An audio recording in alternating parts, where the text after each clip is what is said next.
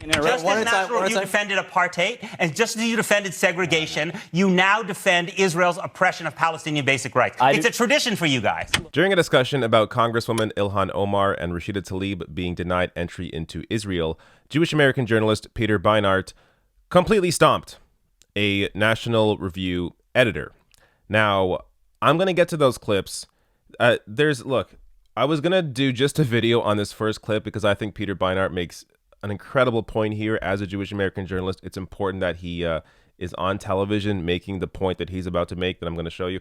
But of course, I had to watch the full clip, and it got me so worked up that I'm going to show the other clips of this entire discussion as well. But first up, Peter Beinart makes just an incredibly important point and really hopefully informs the CNN audience on what is really going on in Israel. I say this as an American Jew. My children go to Jewish day school. I lead services in an Orthodox synagogue. Judaism is the center of my life. The first time I went to spend time with Palestinians in the West Bank, it was a shattering experience. The only thing I could imagine would be similar for American would be going to visit the Jim Crow South. When you see people living under the control of the state with no rights, they cannot become citizens. They cannot vote for the state that controls their lives. They do not have free movement. They need a pass to move from city to city. They live under a military legal system. The consequences are more brutal than we can imagine sitting here.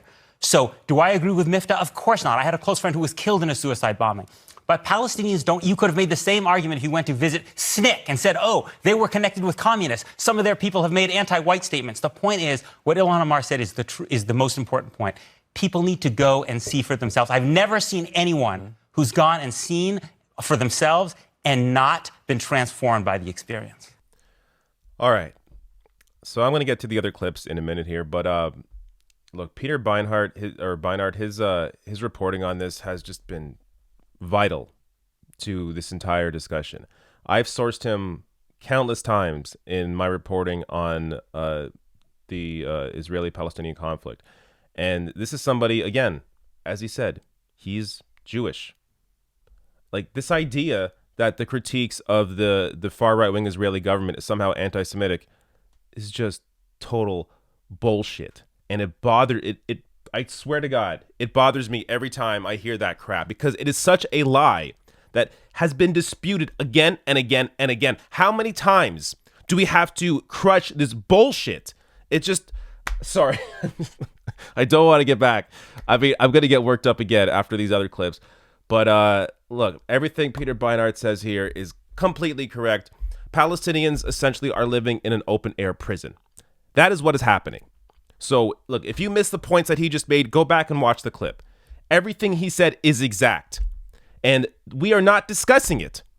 I mean, how often do you see this discussion on cable news? It's never discussed. It's always discussed from a right-wing perspective, from a bullshit perspective. But you never get the actual facts from the ground. Now, let's get to the next clip here where I hope I don't get worked up, but it's likely inevitable. So Peter Beinart discussed there near the end Miftah. So this is what a lot of the discussions around, which is really odd. So Miftah is an organization that is behind the trip was behind the trip with Ilhan Omar and Rashida Tlaib.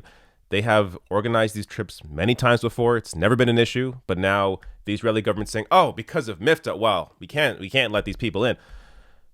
Total BS. But you're going to have Rich Lowry here, the National Review editor, defend it. And this is a clip where Peter Beinart and Rich Lowry go back and forth, and Beinart totally stomps him.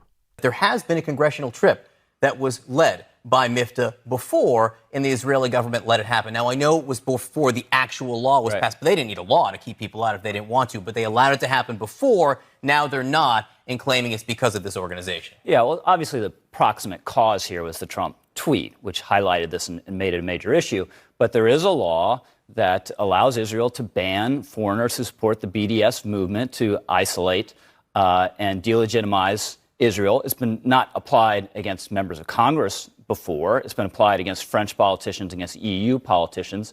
But these are strong supporters of the BDS movement. They are not honest brokers. There are many Palestinians who believe that Palestinians have the right to use violence because of the daily violent oppression they feel. I disagree with them. I believe in only nonviolent protest. But the point is, every time any Palestinian leader or any Palestinian organization tries to expose what happens, this is exactly what happens. People try to discredit them because they don't want to talk about the real issue. The real issue is an absolutely indefensible denial of basic human rights. What's that have to do with supporting terrorism? I mean, no one has any problem with harshly criticizing Israel. That's fine.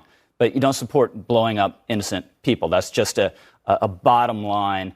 Something we all should agree on. The purpose behind focusing on this is to try to distract attention from the reality on the ground, which is funded by American tax dollars. Our tax dollars blow up the homes of people who cannot get permits to build because they're non-citizens under military law. Would this be your standard for white nationalist organizations? They say some racist things. They support some terrorism. With all due respect, but that's okay. You have not been there and seen this on the ground. I know Hanan Ashrawi. She is nothing close to a white nationalist. She is someone seeking freedom. But then why does the organization publish things supporting terrorism? Rich, I disagree with violent resistance. No, but why do they? It is because a lot of Palestinians believe that because they are subject to daily violence of a system which denies them basic rights, they have the right to respond violently. I disagree with them. But an African American who supported violence against the United States under slavery or Jim Crow, that did not excuse their denial of basic rights because I disagree with the tactic they were using to resist it. All right. Now, Peter Beinart here does a great job of just completely wrecking Rich Lowry. But look, what you notice again and again, and I got two more clips of this, is that Rich, what he does is he does exactly what Peter Beinart is saying the other side does. I mean, Peter Beinart is laying out the issues here. The lack of rights for Palestinians, the right-wing Israeli government and their human rights abuses. Peter Beinart laying it out.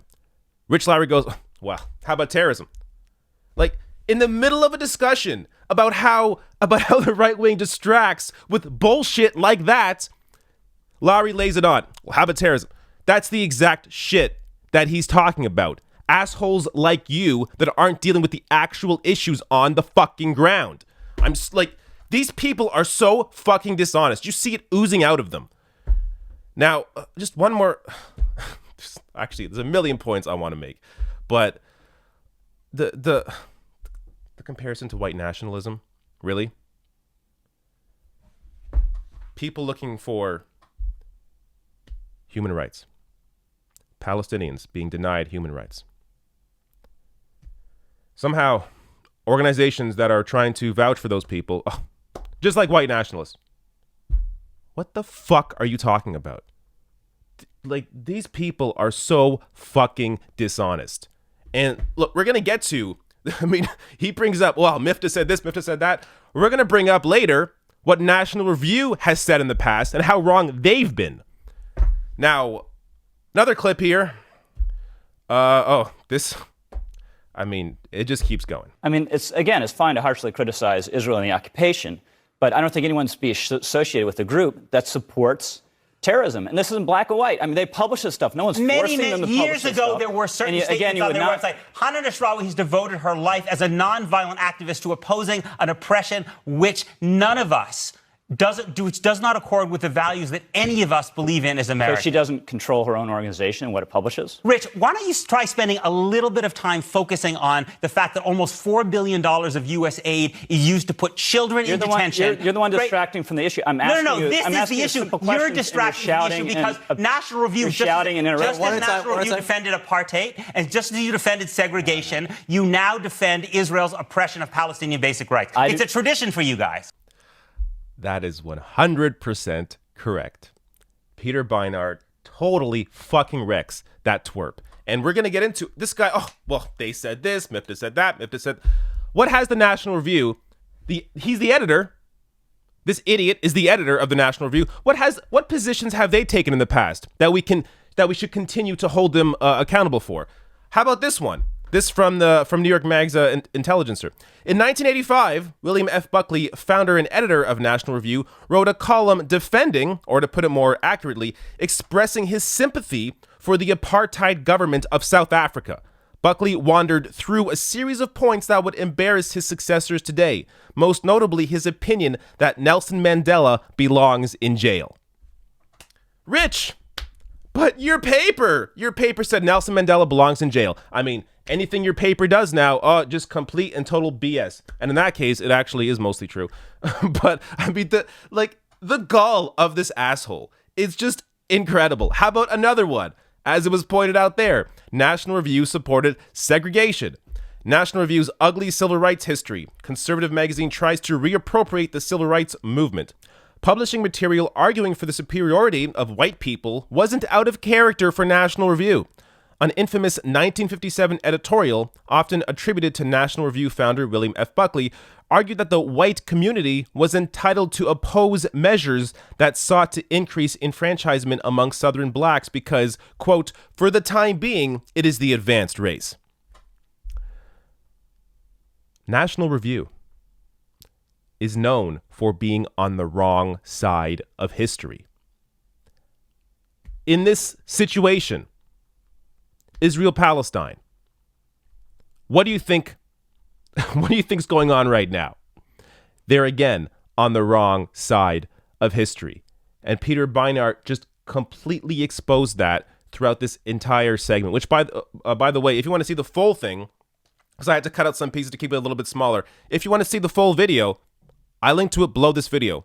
Watch the full thing yourself. Peter Beinart totally stomps him. Now, one more clip here, just because this is how the discussion ends.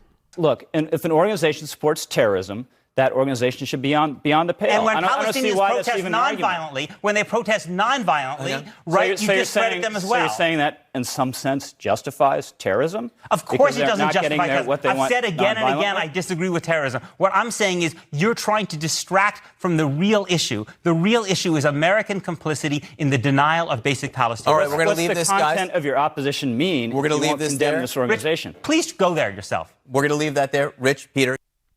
All right. This is just funny at this point. I mean, how many times did Rich have to go back to the same argument? Oh, you support terrorism. What the fuck are you talking about? He has no argument. Rich has no argument. That's why he keeps saying the same thing over and over and over again. He had no response to National Review's history. No response at all. Just, oh, well, yeah, but terrorism. Just a total fucking moron. These are the kind of people that often are the only people on television. I mean, Peter Beinart is an exception to the rule.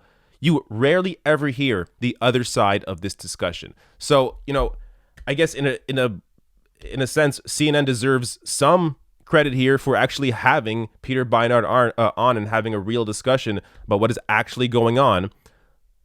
But you see how empty conservative rhetoric is when pushed against the wall on the actual facts. Rich had nothing to say about the right-wing Israeli government keeping Palestinians in an open-air prison, their ongoing human rights abuses, nothing at all to say about any of that. Just, well, you support an organization that supports terrorism.